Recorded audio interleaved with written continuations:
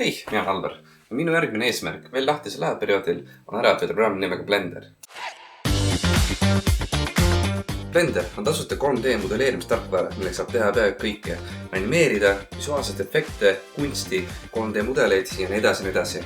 Kuna samuti on ka tegemist tasuta rakendusega, siis Blenderi oskamine minu arusaamise järgi ei saa mitte kuidagi paha olla. Minu järgmine eesmärk on ära õppida Blender ja tunda selle programmi nii hästi, et ma suudaks on kõik ideed selle ellu viia. Nagu ma ka kirjelduses mainisin, on Blenderiga võimalik teha peaaegu kõike, mis võiks hõlmata graafikalise lahendus. Mina aga selles seeres pigem üritan kestada 3D mudelitele. Praegu 3D modelleerimist pigem kasutatakse muusul rohkem kinnisvaras, aga samuti näiteks jooniste elluviimiseks või siis keegi näeks reaalselt, missugune lõpptulemus on, ilma seda peaks mingit rahalist ressurssi väga alla panema. Kõik, kes mind teavad isiklikult, teavad väga hästi, et tegemist ei ole just väga targa inimesega. Samuti ma üritan endast väikestest raskust üle olla ja samm haaval endale täiesti programmi selgeks teha, nii palju ma vähegi suudan ja ma suudaks reaalselt mingigi tulemuse kätte saada. Kuna ma olen ise Blenderiga veel reaalses staadiumis, kus ma veel isegi ei tea, mida ma ei tea, kõige lihtsam omavahel on teha gameplan, mille järgi ma reaalselt talitele saan, mille järgi ma saame järgmised samme tegema ka hakka. Sest gameplan on siis järgmine. Number 1 on Blenderi installeerimine. Number 2 on Blenderi sise ringi vaatamine. Üritan nii palju kui võimalik aru saada asjadest puhtalt loomuliku intelligentsi järgi. Number 3 on teha interneti abiga selgeks reaalselt, mida iga tööriist tähendab. Tänu sellele, kui tulevikus on midagi vaja, ma tean täpselt ma mälusopist, et mingi siuke asi võib funktsioneerida nii, kuidas ma parasjagu tahan. Tähendab seda, et ma ei jää toppama kuskile. Kui basic on selge, et ma tean reaalselt, kus midagi on, mida laias laastus miski teeb, siis ma saan hakata jälgima omakorda online tutorial. Kuna YouTube's on hästi palju tutorial absoluutselt igasuguse programmi kohta, olen mina valinud välja ka seeria Blenderi kohta, mille koostas siis CrossMind Studios. See tundus samuti kõige kompaktsem ja kõige infoküllasem, et mis see läheneb kõige raskeks ja samuti ei ole piisavalt kerge. Ja lõpptulemus tundub olevaks ka lahe toodang, mida saab lõpuks isegi portfooliosse lisada. Nende seeria siis koosneb 9 episoodist ja see 9 episoodi peaks omama kõiki baasaspekte, et omakorda terve siis Blender omale selgeks teha vähemalt baasosa, et see just saaksid enda ideid sealt jätkuvalt siis omakorda ellu viia, kui sa baasi juba tead. Kui see seeria lõpeb, siis omakorda peaks olema staadiumis, kus ma reaalselt tean, mis oskusi ma arendama pean, mida ma selle programmiga reaalselt ise omakorda ka teha saan. Ja vastavalt sellele, kui mingi baas on olemas, siis saan ma omakorda ka tulevikuplaani, kas luua mingi arvutimäng, luua mingi 3D mudelid rohkem, teha endale lai portfoolio mudelitest, mis iganes kõik see tuleb siis peale seda, kui ma olen kõigist juba enam aru saanud ja saan umbes teada, mis programmi plussid, miinused on, võib-olla isegi laienedes teise programmi peale, mis samuti hõlmab ka 3D modelleerimise aspekti, võib-olla pigem 3D modelleerimise aspekti detailsemalt kui Blender. Kuna Blender on tõesti laias laastus programm, mis võib teha kõike, võib-olla on tõesti mingid programmid, mis on omalt paremad, aga samuti võib-olla nad ei ole siis täiesti tasuta. Aga see jälle tuleviku poole pealt, kui ma reaalselt tean juba, mida ma võiks edasi õppida.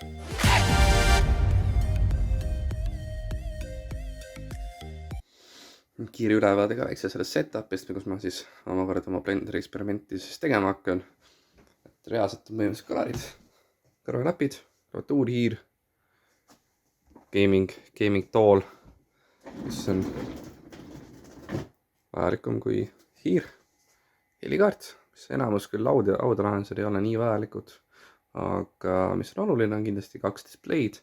Üleval ma panen omakorda YouTube'i video mängima, mis siis annab mulle nõuanded, kuidas ma midagi tegema peaks ja mida ma tegema pean, kuidas ühe display peal lihtsalt vahetada edasi-tagasi selle YouTube'i ekraani ja samuti Blenderi programmi on väga siuke tüütu meeldab ja samuti ka valgusette mind siis omakorda paremini näeksite. Samm number 1, Blenderi installimine. Blender download.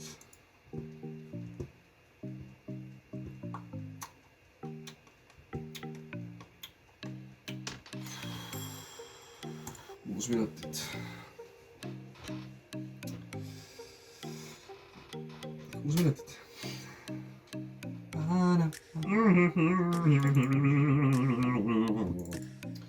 Okei, nii.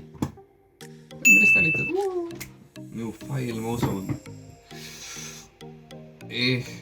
Kuna ma täpselt ei tea, mis reaalselt iga valik tähendas, siis ma usun lihtsam võtta mingi general file äkki. Videoefeksis.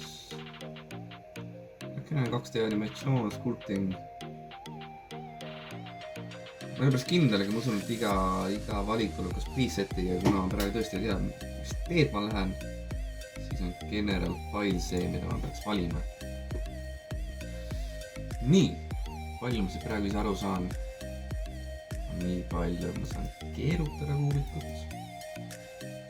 siis ma peaks reaalselt aru saama, mis iga kategooria ja mis iga tööriist põhimõtteliselt teeb, et kui ma tean, et kui on midagi vaja, siis ma saan tõesti ühe tööriist võtta ja samuti ka siis seda siis kohe kasutada. Nii, select box. See on suhteliselt self-explanatory, ta peaks joonistama ära valima omakorda ala.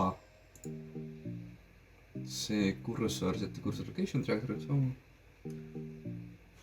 kursor location, okei, see põhimõtteliselt peaks siis määrama keskpunkti, mille järgi saame mingi rotatsiooni teha. Okei, seal ma pean kirja panema omakorda. Nii, kursor location, üks asi, mida on vaja teada. Kursor tool pigem. Nii. Move. Eks see muu tundub olevat suht lihtne, ma saan kui ma sellega sain valida kuubikus, ma saan selle lahendusega ka mista selle telje omakorda sinna üles paneb. Kas see lähtub kuidagi skaala selle kursoriga äkki võib-olla? Kursor panen sinna. Ei, ta paneb ikka. Okei, mul on lihtsalt võib-olla eest ajad peas, et kui ma midagi suurem laiem projekt on omakorda, siis ma saan lihtsalt tõesti siit muuta. Aga kui ta oleks siin keskel, siis ta omakorda lihtsalt jääks mul ette omakorda. Rotate, jaa just. Baas keerutamine, scale. Okei, see annab võimalus mu perspektiiviga mängida reaalselt, kui mul omakorda on vaja teha, aga asja suuremaks väiksemaks muuta, mul on seda kindlasti tulevikus võib olla vaja. No annotate'i annotate'ina on samuti ka mindesse programmidel on enamasti annotatsiooniseadmed omakorda, kus sa saad siis märkida joonistada. Aga ma ei näe, kus see tulevikus võiks kasuks mulle otseselt tulla. Measure. No see measure tool omakorda ma usun, et käib siis käsikäes koos transform ja nende toolidega, mis omakorda siis muudavad skaalat ja samuti mingi blueprint jooniste põhjal teed 3D mudelit, siis see on see omakorda, kus sa saad asju mõõta, et asjad korrektselt välja näeks siis omakorda. Siin tunduvad olevat omakorda kaadrid, keyframe'id samuti, kui ma tahan selle terve kompoti animeerida, siis ma saan lihtsalt valida keyframe vastavalt sellele omakorda saan siis põhjus ka animatsiooni koostada tundub olevat see. Seal on meil valik nii palju. Layout, need on need fail. Okei, siin omakorda on preset valikud siis, mis omakorda peaks tegelikult materjali andma. See lõpuks samuti tuleb, ma võtan ette, kui lõpuks on omakorda mingi tekstuuri täiendamine. Okei. Sculptingu poole võt ma saan kujundada palli. Samuti nagu korraks juttu sellest kuubikust reaalselt omakorda. Ja saab seda asja muuta, siis ma usun, et sculpting tööriistab need, millega sa seda asja tuunid siis omakorda. Tegin täst pärast natukene. Okei. Siis ma usun, et need tööriistad reaalselt, mis tulevad omakorda, läheb loogilise järjest, et teed alguses oma layout'i valmis, siis sa modelleerid seda, sculptid seda. Või siis tõesti äkki võib-olla kordama ennast vahetama. Aga see, ma usun, tuleb võrkpalli juures tuleb natukene juurde reaalselt aru saada, kus täpselt midagi on. Okei, siin on meie alaobjektid, ma usun kõik. Siin nimistes peaks tulema siis reaalsed objektid. Ja see on meie kaamera. Siin. Cube on muidugi see. Ja light on meie lamp, siis ma usun, et kui sa teed reaalselt mingi 3D mudelis, see lamp on omakorda see, mis reaalselt peaks tegelikult valgust andma. Lamp see peaks valgust kujundama omakorda, sest saad mingi waypointi paika, kuidas oma valgust täpselt peale panna. Nii. Et asjast rohkem aru saada, ma usun tõesti, ma peaks hakkama mingi mitte päris selle seeriaga omakorda, mida ma planeerisin. Et tõesti ma peaks omakorda saada mingi Blender Basic tooli, mis ta räägib reaalselt tööriistamist asjadest, mis Blenderis teha saab. Nii et esimene laks, ma usun, on sellest seda. Siit ma mõtlesin, siin on paar videot. Siis ma usun, ma peaks reaalselt ühe arvest valima. Aga praegu ma ütlen ausalt, minust kõik on täpselt samasugused, nii ma tõesti ei tea, mida ma ei tea. Siis ma otsusin, et see tundub olevat selle lõpptoolengut, mis olevat äkki räägib tööriistadest. So you want to learn Blender, but you also don't have hours to spend? Well, don't worry. Just watch this video and learn the basics in only half an hour. So, after opening Blender in your computer, this is the screen you will see. This one is called the screen. Now, I'm interested in channel 1. So click on channel, and I'll screen. Before we dive further, I'm recommending you to click on Benefits. Click on the settings to default Benefits video. Now, we're on the same page. Next section. Each of the device is Blender 40 interface. And this user interface is email of different editors. And click on the buttons on top of the editor. Also, you should change the editor to any different editor. This course, you need to read different editors because you will not work interface editors. Now, click on the 45, 40, and 20. Now, let's learn how to zoom once. You'll see. To zoom once, hold down Control key, and then drag it all down with the left mouse button. And remember this, click the mouse down, hold down Control key, also hold down key, and then drag it all down with the left mouse button. And you can also left click on the magnifying glass icon here, and then hold it dry to zoom once. So you can also zoom once by just slowly mousing up and down. Now, Blender, with two views, menu perspective, and autofocus views. Currently on perspective view, as you can see here. Now, we can toggle between two views by pressing the icon. And lastly, watch it. Nii, mida ma siis teada sain? Mina sain teada nii palju, et see tööriist, mis samaga siin on, see annab mulle, kui ma lisan uusi objekte, siis see tööriist on see reaalselt, kuhu paneb märgi maha ja kuhu see uus objekt reaalselt läheb. Nii, skaala poole pealt samuti on see, et kui ma tigin seda, ma saan muuta vastavalt pikkust, vastavalt teelele. Samuti kõik teeled on siis kartiisian koordinaatide poole pealt on siin omavalt välja toodud. Seda ma saan samuti ka muuta. Siin saad asju omakorda konfiigida. Kui ma lisaks reaalselt mingi lisan koonuse siia peale. Liigutame selle sinna ülesse. Ta ei segaks sinna vahele. Ta on siin peal suhteliselt ilusti, nüüd omakorda vaja tegelikult oleks skeelida, nii et ta omakorda tundub, et ta oleks ilusti siin peal. Nii, ma tahan seda samuti modelleerimist tööriistad, samuti mida enne ma ei teadnud omakorda, mis siin on. Nüüd tuli välja, et liigutame selle kuubiku siia poole, muudame ta asendit, ta oleks pikali. So.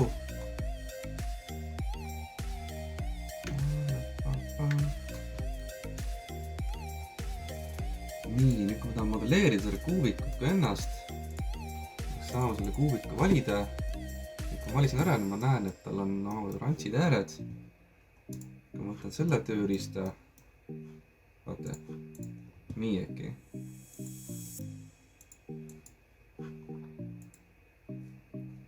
Okei, ma olen eksinud. Nii.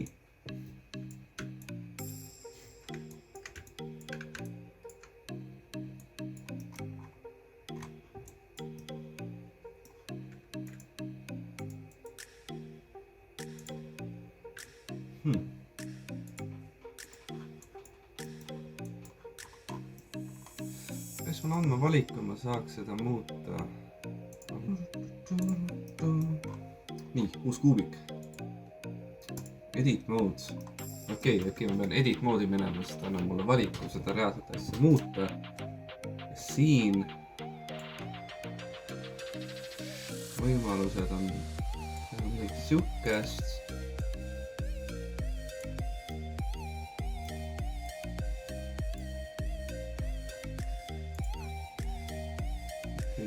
Okei. Ja midagi sellist. Okei, nüüd targi palliks olla. Taha need muu. Okei, ma võib-olla pean selectima. Ja just, okei, ma pean ülevalt valima selectioni, samuti saan siis omakorda siis selle valida, mis osa muuta tahan, kuna muidu on default selection, siis kõik, mis reaalselt on seal kuubikas olemas siis. Kui ma tahan tõmmata selectori nüüd selle face'i või siis ääre, okei, ma tahan selle valida. Ma saan seda väljapoole nüüd tõmmata tänu sellele just see siis iga kord, kui ma lõpetan, siis dubleerib ekstra lisana ja ma tahan selle alumise face'i valida samuti, et seda väljapoole tõmmata, siis tekib üks siuke kujund. Ma tahan mingi silla näiteks ehitada, ma saan valida selle.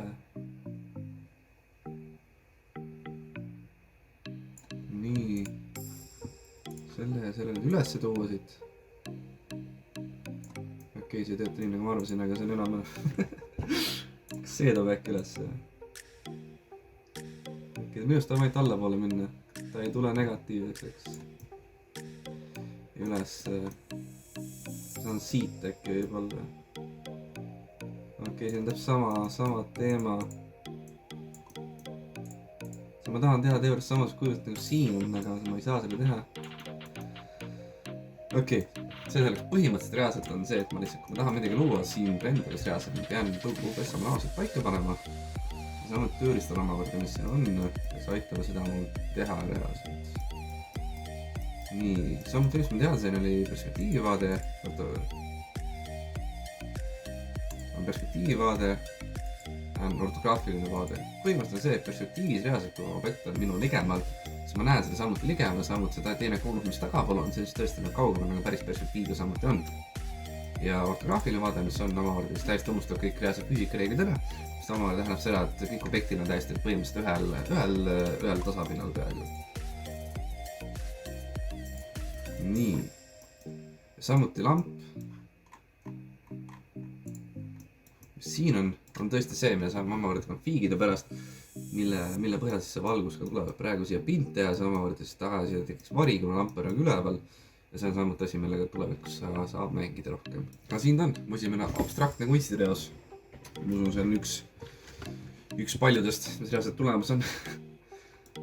Aga see on asi, mida praegu sulle teha. Ma usun kindlasti, kui räästan 10 episoodi läbi, siis ma tõesti saan vaadata tagasi ja mõelda, et mul on hea meel ja ma selle asja jätkasin. Tšau!